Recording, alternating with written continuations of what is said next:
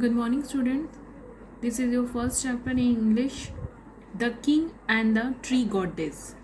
Let's read the story. The King and the Tree Goddess. There was once a king who longed to build himself a palace more beautiful than any he had seen. He could not make it richer, taller, or stronger without going through a great deal of trouble. So he decided to build something different. The entire palace was to be supported by just one column of wood made from the tallest tree in the kingdom. In this region, there were many trees, pine, oak, and spruce. But the tallest and the strongest were the deodar, which meant tree of God. The king sent for his prime minister and said, "Send men to my forests and ask them to cut and bring me the tallest deodar they can find." "But the deodar is a sacred tree," protested the king's daughter. "It is used only for building temples." "All the more reason for me to use one," said the king. "My palace shall be as magnificent as any temple." The prime minister sent out 30 men. They soon returned saying that though there were many tall deodars in the kingdom, they could not drag them to the city from the forest. When the king heard this, he called his son and said, "Take your horsemen. With the help of your horses, bring me one of the trees." The prince rode out with his men, but soon returned. He said, "No horse could move such a tree an inch. We have tried oxen too, without any success." "Well then, try elephants," said the king. Elephants were brought from the plains, but the hills were too steep and the paths too narrow. They had to return to the valley. "Very well," said the king angrily. "In one of my own parks you must find me a tree just as big as any in the forests. Bring it to me within 7 days." After much searching, the king's men found a splendid deodar tree growing not far from the palace. It was worshipped by the people of many villages around because within it lived a goddess, and it was she who gave the tree its great strength, size, and beauty. When the prime minister and his men had decided that the column for the king's palace must be made from this lofty deodar tree, they came with garlands, candles, and music to pay their respects to the goddess. They also wanted the goddess to leave her abode. Next page, let's continue the story.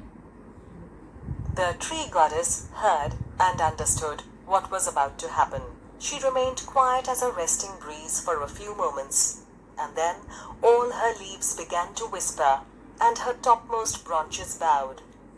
The men went away satisfied that she had heard and understood their prayers. That night, when the king was asleep, a glorious figure, draped in shining green foliage, appeared to him, and spoke in a voice that was like the rustle of autumn leaves. "I am the goddess of the deodar tree, great king.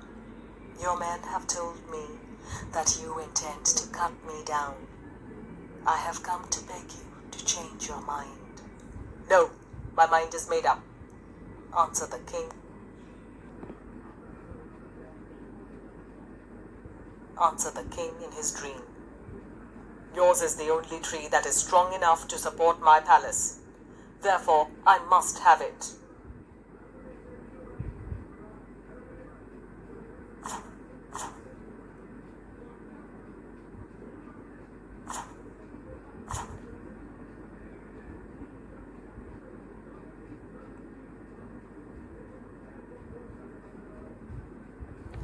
"But consider, O king, for hundreds of years I have been worshipped by villagers, and nothing but good has gone out from me to them. The birds nest in me. I provide a lovely shade upon the grass.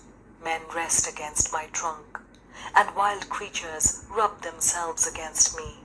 The earth blesses me and sends new plants and herbs under my protective arms. I bind the earth with my strong roots. Children play at my feet, and women rest in my shade on their way home from work. The king heard her pleadings, but did not agree. The tree goddess sank her head on her chest and spoke in great sorrow. Then grant me one last request. Fell me in 3 parts, first my crown, then the middle, and then my base. This is a strange request, said the king. Why do you want to suffer pain for so long? The reason is plain, said the goddess. Dozens of young Deodars have sprung from me. If you fell me in one stroke, my weight would crush all my children. But if I suffer 3 strokes and fall in 3 pieces, some of the young ones may escape. Is my prayer granted?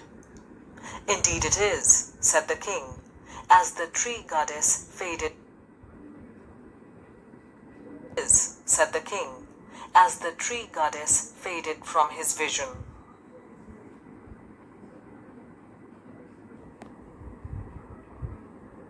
The next morning, the king called his minister and said, I have changed my mind. Let us build my palace with a stone column, for within the Deodar tree lives a goddess nobler than I am. Adapted from Ruskin Bond's story by the same name.